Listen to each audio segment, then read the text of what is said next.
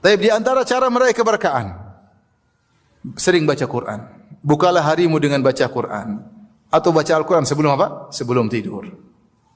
Intinya hari-hari jangan terlewatkan tanpa baca Al-Quran. Karena Al-Quran adalah kitab yang penuh keberkahan. Allah berfirman, "Wa hadza kitabun anzalnahu mubarakun."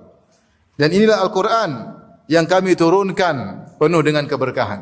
Penuh dengan keberkahan. Al-Quran kitab mubarak. Allah juga berfirman, "Kitabun anzalnahu ilaika mubarakun yadabbaru ayatihi." Al-Quran kami turunkan kepada engkau penuh dengan keberkahan. Maka Al-Quran kita baca dengan banyak niat.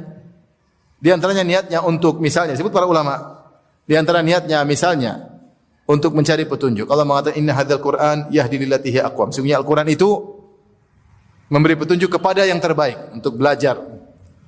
Di antaranya baca Quran misalnya untuk wasyifa'ul lima fis sudur, untuk menyembuhkan penyakit hati, supaya tidak hasad, supaya tidak dengki, supaya ikhlas, supaya kalau hati kita tertawan oleh syahwat bisa keluar syahwat tersebut.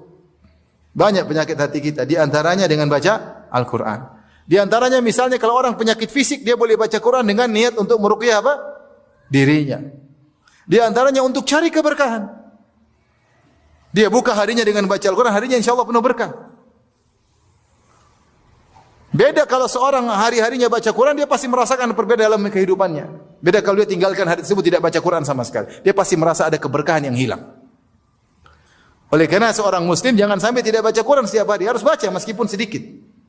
Baca. Kalau Al-Quran akan memberi keberkahan, memudahkan urusan. Bahkan sebagian surat Allah mengatakan seperti Rasulullah mengatakan berkah secara zat, kata Al-Quran secara umum, dan ada sebagian surat khusus seperti Rasulullah berkata, "Iqra'u Al-Baqarah." Bacalah surat Al-Baqarah. "Fa inna akhdaha barakah wa tarkaha hasrah wa la tastati'uha al-batalah." Bacalah surat Al-Baqarah. Sungguh mengambil surat Al-Baqarah itu membacanya adalah keberkahan dan meninggalkannya adalah penyesalan. Dan surat Al-Baqarah tidak bisa dilawan oleh para penyihir. Jadi maksud saya yang menjadi kita terkadang hidup ini dada sempit, urusan macet, sulit, kepala pening, ternyata kita tidak baca Al-Quran. Maka suruh istri, suruh anak-anak baca Al-Quran. Biar